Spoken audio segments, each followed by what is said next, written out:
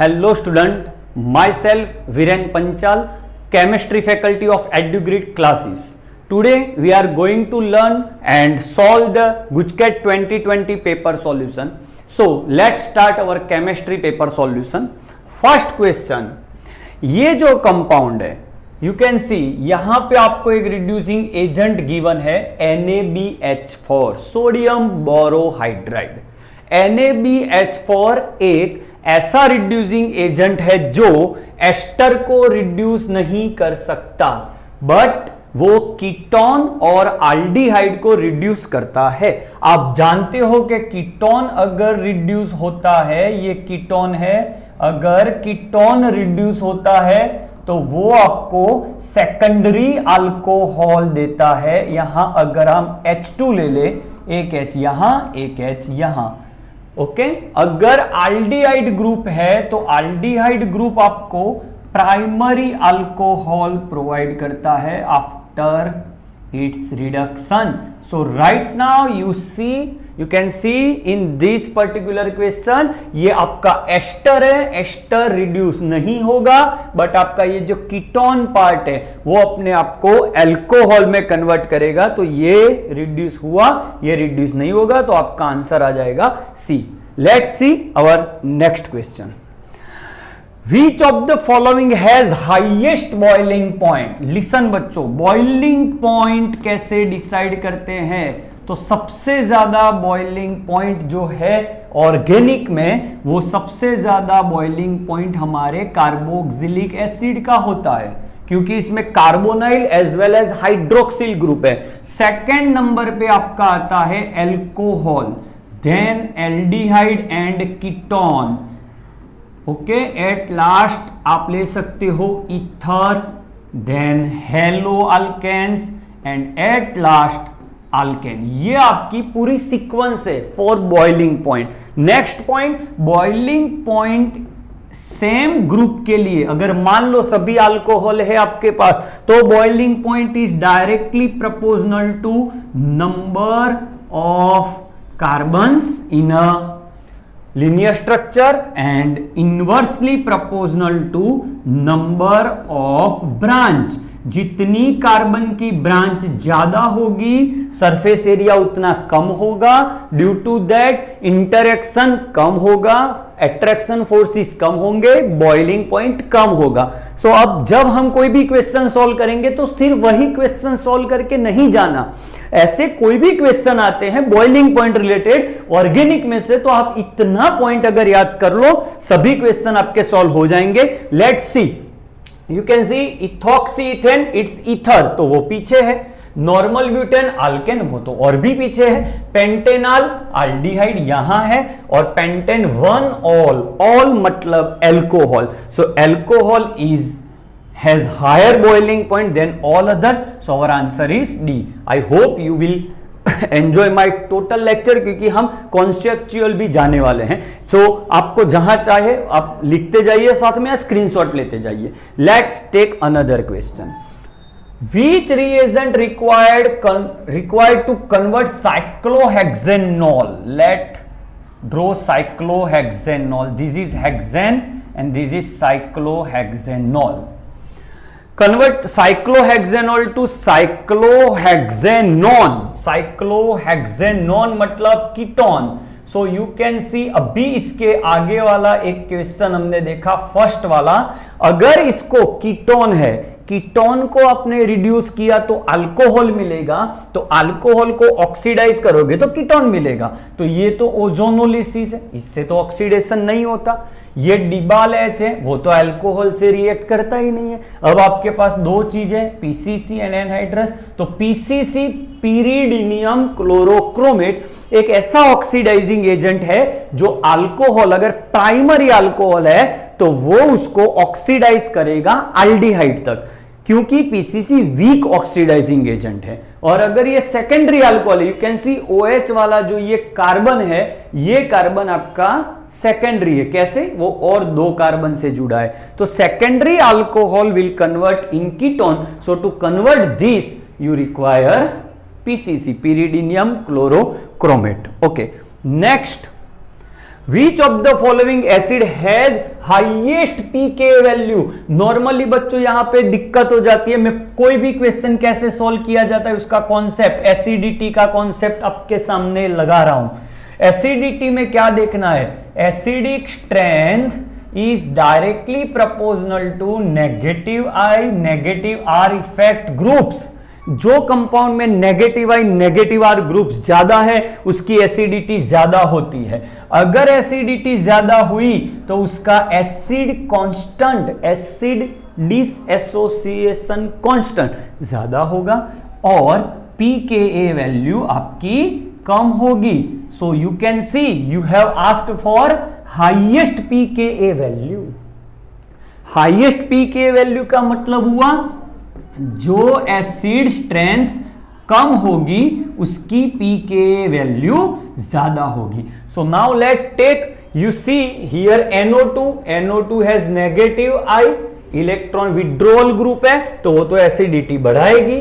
Fluorine is also electron withdrawing group, cyanide is also electron withdrawing group, वेट्स methyl में से ये CH2 group है, ये आपका इलेक्ट्रॉन डोनेटिंग ग्रुप है, पॉजिटिव इफेक्ट है, इसके कारण इसकी एसिडिटी कम होगी। जिसकी एसिडिटी, एसिडिक स्ट्रेंथ कम, उसकी pKa वैल्यू ज्यादा। Okay, same way you can use it for basic strength. Basic strength में इसको उल्टा कर लो बच्चों, नेगेटिव है वहां पे पॉजिटिव इफेक्ट्स आ जाएंगी और ये आपका Kb हो जाएगा and inversely proportional to the pKb। Take the screenshot if you want. Let go for another question. C6H5CH2 MgBr। वाह, MgBr आता है तो हम खुश हो जाते हैं क्योंकि MgBr देखते ही आपको पता चल जाता है ये ग्रिग्नार्ड रिएजेंट है। गुचकेट का पेपर सॉल्व कर रहे हो तो इसको आप जितना स्पीड अप कर सको वो कर सकते हो। लेट्स टेक, ये आपका फिनाइल ग्रुप है, इस पे आपके पास CH2 उसके बाद MgBr है। अगर ये आप माइनस, ये प्लस, ये वापिस से प्लस, ये माइनस, इसकी रिएक्शन आप CO2 से करवाओगे, ये आपका CO2 है, negative negative charge, positive charge, negative, तो इसका पॉजिटिव, इसका नेगेटिव चार्ज इसके पॉजिटिव पे अटैक करेगा और इसका पॉजिटिव इसके नेगेटिव पे, तो ये यहां आ जाएगा। ओके, इन शॉर्ट उसके बाद जब आप हाइड्रोलिसिस करोगे तो ये CH2 के बाद ये कार्बन अपने आप को कार्बोक्सिलिक एसिड में कन्वर्ट करेगा, कुछ ऐसा कार्बोक्सिलिक एसिड बन जाएगा आपका। ये जो है ये CH2 MgBr में आपने CO2 डाल दिया है, CO2 डालने से आपको यहां पे CH2 एज इट इज रहेगा ये, और उस पे ये C कार्बन जुड़ जाएगा। वापिस से हाइड्रोलिसिस करोगे तो ये आपको ये बनाएगा।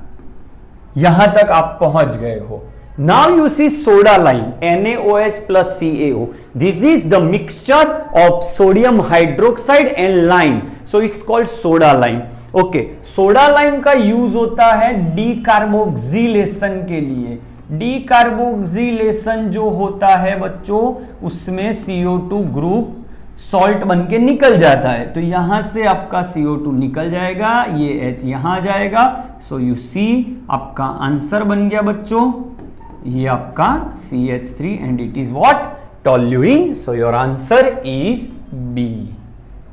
Okay, Grignard is one of the best reagent to convert many, you can prepare many of the organic compounds by Grignard reagent.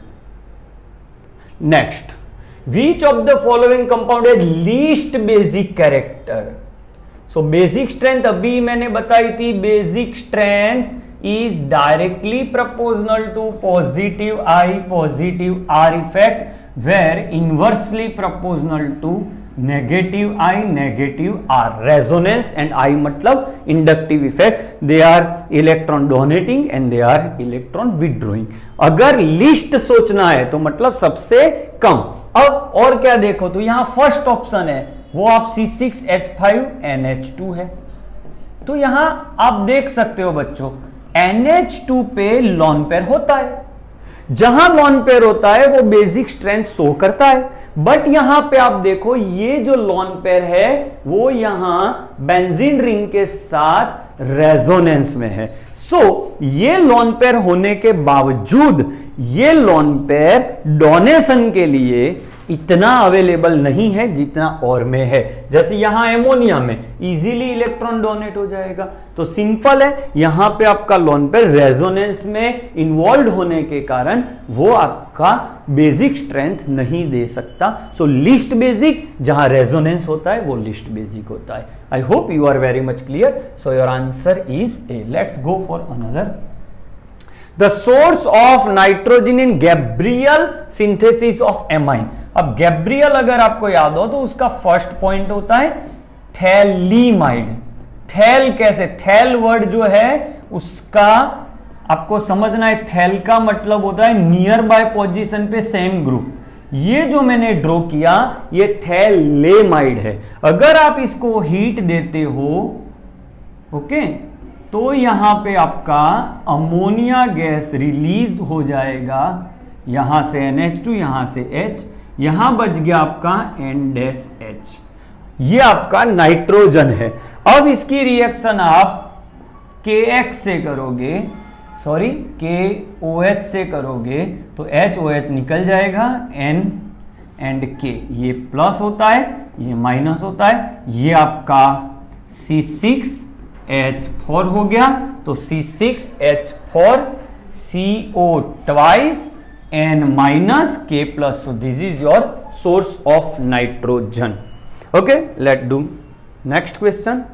The best reagent to convert 2-phenyl propanamide, 2-phenyl propanamide, propane it's a main chain, ये आपका main chain, ये आपका amide group, उसके second carbon पे आपका phenyl group जो नाम है वो ड्रॉ कर रहा हूं, और यहां पे आपका हो जाएगा मिथाइल, ये आपका H, ये अभी ड्रॉ किया 2-phenyl प्रोपेनेमाइड। अब इसको हमें कन्वर्ट करना है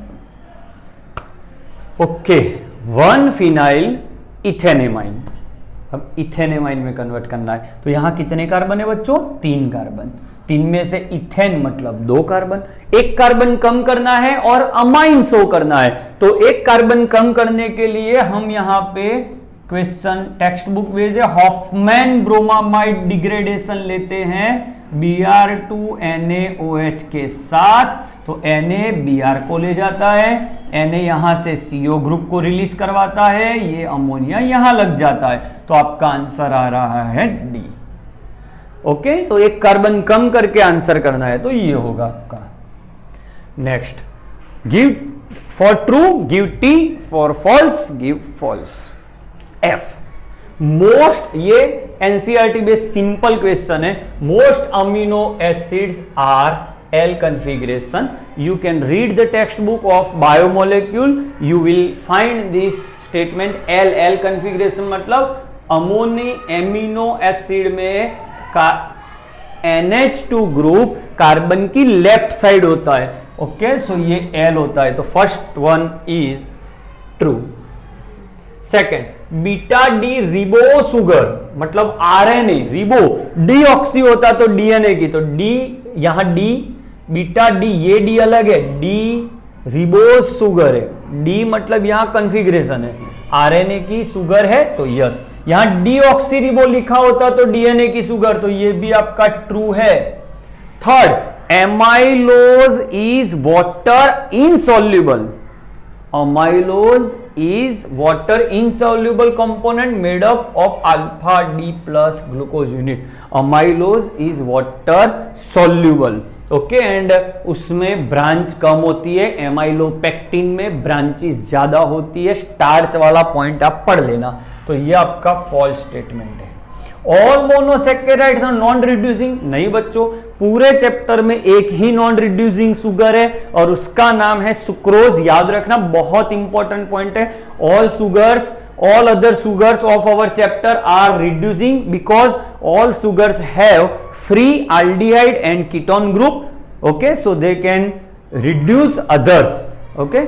सो ये गलत स्टेटमेंट है तो ये भी फॉल्स आएगा. So true true false false. So answer is A. Okay. Deficiency of which vitamin को स्कर्वी. यह विटामिन का जो टेबल है वहां से आपका सीधा आंसर है. In deficiency of vitamin C means ascorbic acid. Next, maximum amount of solid solute that can be dissolved in specific amount of liquid solvent. मतलब सॉलिड सॉल्यूट है और वो लिक्विड सॉल्वेंट में जा रहा है. ओके तो सॉलिड सॉल्यूट लिक्विड में जाता है which does not depend. So depend कहां करता है तो टेम्परेचर आपको पता होनी चाहिए. ऐसे कंपाउंड ऐसे सॉल्यूशन में टेम्परेचर इंक्रीज करने से सॉल्युबिलिटी इंक्रीज होती है. टेम्परेचर पे डिपेंड करता है. नेचर ऑफ सॉल्यूट तो यस हर एक सॉल्यूट हर एक सॉल्वेंट में डिसॉल्व नहीं होते. लाइक डिसॉल्व इन लाइक तो इस पे भी तो डिपेंड करता है. मतलब सॉल्वेंट पे भी डिपेंड करता है. तो कहां डिपेंड नहीं करता? प्रेशर पे. क्यों? क्योंकि प्रेशर कभी भी सॉलिड और लिक्विड पे इफेक्ट कर ही नहीं सकता. प्रेशर तो कहां इफेक्ट करता है? गैस पे. So you can see your answer only 3. So answer is your D. Does not depend on. Next, molality of aqueous solution of any solute with solute का mole fraction x2. Mole fraction को x बोला जाता है. Solute के लिए subscript 2 लिया जाता है. वो आपका हो रहा है 0.25. Find out it's molality. So shortcut formula मैं आपको दे रहा हूं. Molality equal 1000 into x2.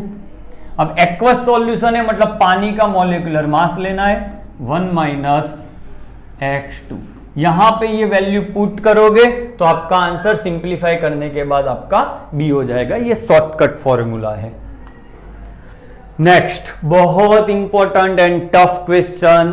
Already GUJCET के प्रीवियस ईयर बोर्ड क्वेश्चन में भी आ चुका है. ऑस्मोटिक प्रेशर ऑफ 0.5 मोलर के लिए पाई फाइंड करना है. ऑस्मोटिक प्रेशर आपको फाइंड करना है. अच्छा, CH3COOH की pH गिवन है 2 pH. सो pH का वैल्यू 2 है तो आप यहां से डायरेक्ट H प्लस निकाल सकते हो बच्चों. कौन से फॉर्मूला से? तो pH equals minus log 10 H plus. ये माइनस यहां आ जाएगा, ये 10 सामने चला जाएगा तो डायरेक्ट यहां लिख सकते हैं 10⁻⁻ pH. ये फॉर्मूला है. यहां pH की वैल्यू आपको गिवन है. क्या है? pH की वैल्यू 2 है तो ये आपकी H प्लस आ गई. अब आपका देखिए ये वाला, ये जो एसिड है वो वीक एसिड है. वीक एसिड में H प्लस कितना मिलता है? तो वो अल्फा इंटू कंसंट्रेशन जितना मिलता है. ये इक्विलिब्रियम चैप्टर 11th में आ चुका है. अल्फा सी. अब अल्फा सी में अल्फा में फाइंड करना है. सी तो आपको गिवन है तो अल्फा इक्वल्स देखते रहना 0.01 divide by C. C value आपको गिवन है 0.5. अल्फा मिल गया. ओके, अल्फा मिल गया. अब ले लो alpha equals I-1 upon N-1. N कितना लिया जाएगा? तो एसिटिक एसिड है तो CH3COOH. उसके नंबर ऑफ आयंस कितने प्रोड्यूस होते हैं? 2 यहां से. सो N आप 2 लगा दो. अल्फा की वैल्यू ये 0.5 0.01. सो 1 बाय मतलब 10⁻², 5 10⁻⁻1. ये कैंसल. 10⁻⁻1 1/5 1/5.2 10⁻⁻1. तो ये हो गया आपका 0.02. ये वैल्यू यहां पुट कर दो, N वैल्यू पुट कर दो, आपको I मिल जाएगा. अब क्या करना है? पाई इक्वल्स फॉर्मूला आ जाएगा ICRT. ओके, बहुत बेहतरीन क्वेश्चन. अभी वीडियो में है तो मैंने आपको हिंट प्रॉपर दे दी है. जस्ट आपको वैल्यू पुट करके आंसर ले लेना है. Next, on the basis of given electrode potential strongest reducing agent. Reducing agent अगर फाइंड करना है तो reducing agent is inversely proportional to reduction values. जिसकी रिडक्शन वैल्यू कम होगी वो अच्छा वाला रिड्यूसिंग एजेंट होगा, क्योंकि रिडक्शन वैल्यू कम होगी तो उसकी ऑक्सीडेशन कैपेसिटी ज्यादा होगी। तो यहां आप देख सकते हो रिडक्शन वोल्टेज जिसका कम होगा वो स्ट्रॉन्गेस्ट रिड्यूसिंग एजेंट होगा। तो सबसे कम कहां है देख लीजिए, तो ये वाला है। अब आप देखिए यहां एक ट्विस्ट है, उन्होंने ऑप्शन में ट्विस्ट नहीं किया बट मैं आपके लिए बता रहा हूं। यहां पे आप देखोगे Zn2 प्लस ऑब्लिक Zn लिखा है। ये ट्रिक याद रखना, ऑक्सीडाइजिंग एजेंट के लिए इनवर्स 1 अपॉन ऑक्सीडाइजेशन वैल्यूज और रिड्यूसिंग एजेंट के लिए तो यहां सबसे कम रिड्यूसिंग वैल्यू इसकी है, तो ये है। तो ये जो है ये दोनों होते हैं, उसमें से इनवर्स होने के कारण ये मत लेना ऑप्शन। अगर ये दोनों हो तो ये सामने वाला लेना है, याद रखना। ये गलती आपसे होगी, अगर ये भी है ऑप्शन में ये भी है तो आपको ये सामने वाला लेना है, क्योंकि अगर Zn2 प्लस लिया तो वो तो रिड्यूस हो रहा है, Zn2 प्लस से Zn बन रहा है। हमें तो रिड्यूसिंग एजेंट चाहिए, मतलब जो खुद ऑक्सीडाइज हो रहा हो। तो कौन ऑक्सीडाइज हो रहा है? Zinc. So answer will be your D. ये क्वेश्चन में दिक्कत नहीं है, बट कोई ऑप्शन ऐसा हो गया जहां जिंक भी है और जिंक 2 प्लस भी है तो ऑलवेज याद रखना ये इनवर्स होने के कारण ये मत लेना, सामने का लेना है। कोई भी क्वेश्चन में ये आपको ध्यान रखना है। Next, for which of the following the graph of lambda M against root C. So lambda M equal, ये फॉर्मूला टेक्स्ट बुक बेस है इलेक्ट्रोकेमिस्ट्री का, उसकी नेगेटिव हो रहा है, सिंपल है। ये जो है वो पहले तो स्ट्रॉन्ग इलेक्ट्रोलाइट के लिए होता है। स्ट्रॉन्ग इलेक्ट्रोलाइट कैसे निकलता है? तो जिसमें कोई स्ट्रॉन्ग पार्ट हो। तो ये आपका आंसर सोडियम एसीटेट, ये आपका सोडियम लग गया, ये आपका एसीटेट। इसमें ये होने के कारण ये स्ट्रॉन्ग होता है, स्ट्रॉन्ग के लिए ये नेगेटिव होता है। बहुत अच्छा question. On electrolysis of aqueous solution of halide metal M, 1.5 ampere. So I equal 1.5. Okay, for 10 minutes. So time is 10 minutes. So उसको आप सेकंड में कन्वर्ट करके रखिए। Deposit this much of mass, 0.2938 gram. If the atomic mass of metal is 63, find the formula of halide. एक shortcut है बच्चों, मास equals atomic mass, अगर molecular mass हो तो IT डिवाइड बाय N 96500। यहां पे आपको मास गिवन है this much, atomic mass given है 63, आई वैल्यू गिवन है 1.5, टी वैल्यू गिवन है आपकी 10 इंटू 60, एन आपकी वैलेंसी है वो आपको फाइंड करनी है। अगर आप एन फाइंड करोगे तो आपका एन देखोगे तो 2 आ जाएगा, मतलब मेटल आपकी +2 है। ये +2 वाली मेटल अगर हैलाइड से जुड़ गई बच्चों तो ये दोनों क्या बन सकते हैं आपके लिए? MX2। ओके, मतलब MCl2। This is your answer. Next, in the presence of catalyst the heat evolved और एब्जॉर्ब्ड। हाँ, सिंपल है। कैटालिस्ट अगर आप यूज कर रहे हो तो अगर रिएक्शन ऐसे हो रही है विदाउट कैटालिस्ट तो आफ्टर दैट ये ऐसे होगी। एक्टिवेशनल एनर्जी में कोई चेंज नहीं होता, EA and EA dash same होता है। तो change in heat delta H उसका फॉर्मूला है EA minus EA dash. EA मतलब activational energy for forward reaction and EA dash मतलब activational energy for reverse. Catalyst डालने से दोनों में इक्वल अमाउंट में डिक्रीमेंट होता है, तो माइनस उतना ही रहेगा, remains unchanged. Next, which of the following graph intercept equals to 0। मतलब ये सबको देख के हमें लग रहा है ये फर्स्ट ऑर्डर रिएक्शन है। तो अगर आप याद करो तो फर्स्ट ऑर्डर का formula 2.303 by T log R0 by RT। अगर आप देखो ये T सामने ले लो तो KT, ये नीचे ले लो,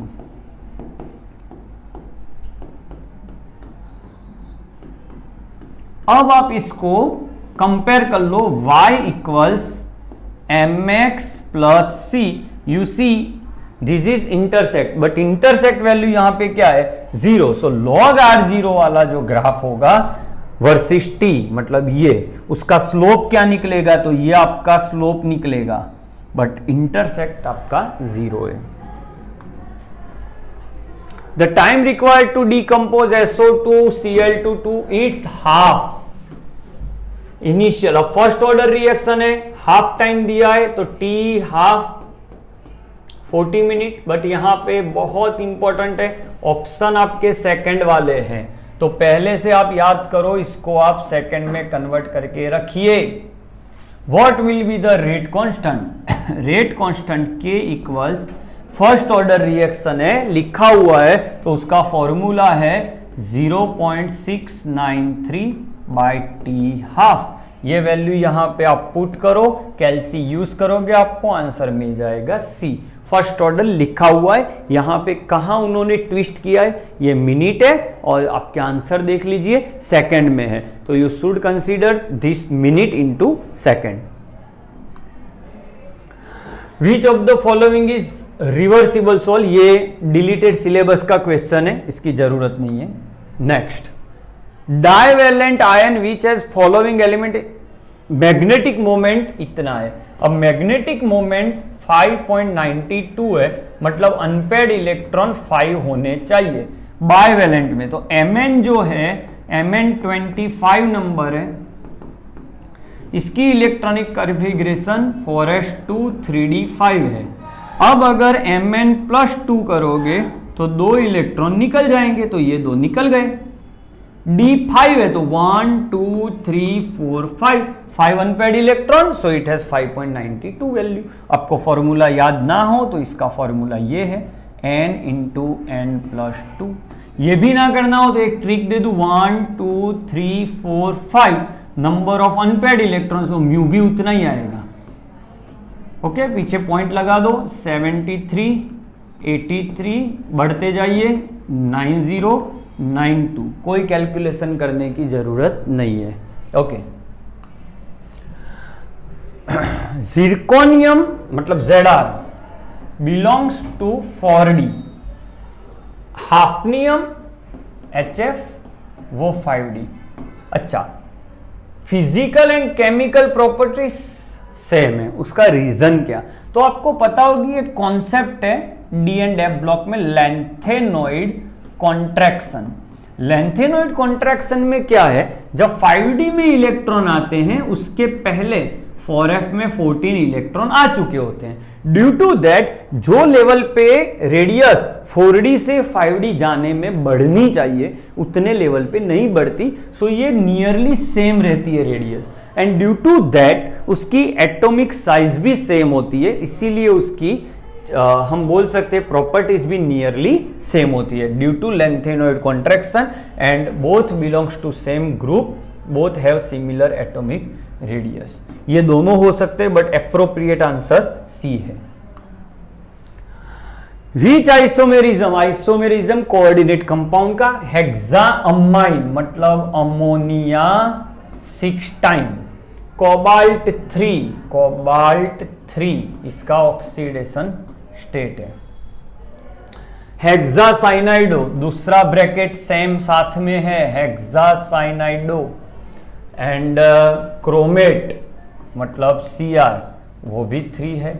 तो अब देखिए कोई भी कोऑर्डिनेट कंपाउंड में अगर पॉजिटिव एंड नेगेटिव दोनों आयन अगर कोऑर्डिनेट स्फीयर है तो उसमें सिंपल आंसर है, सिंपल आंसर ये है उसमें कोऑर्डिनेशन आइसोमेरिज्म होता है।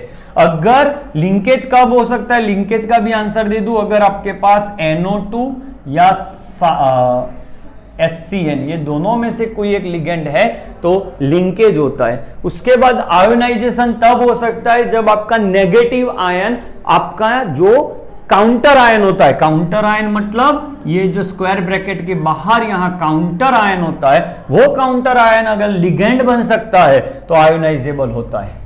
और सॉल्वेंट कब होता है? जब आपके पास पानी हो। पानी, जब water can act as free molecule as well as ligand, this kind of isomerism is called solvent isomerism. Next, which of the following complex will absorb maximum wavelength, मतलब लैम्बडा सबसे ज्यादा, मतलब एनर्जी सबसे कम, और एनर्जी कम मतलब strength of ligand भी कम होगी। Okay, तो स्ट्रेंथ ऑफ लिगेंड जहां कम हो तो you see chloride is weakest, we can say among all this chloride ion is weakest ligand, so energy वो कम एब्जॉर्ब करता है, मतलब वेवलेंथ वो ज्यादा। तो we can say lambda inversely proportional to the energy and ligand strength, और साथ में आप ऐसा भी बोल सकते हो जिसकी लिगेंड स्ट्रेंथ ज्यादा होगी उसकी स्टेबिलिटी भी ज्यादा होगी वो कंपाउंड की, और उसका डेल्टा ओ भी ज्यादा होगा।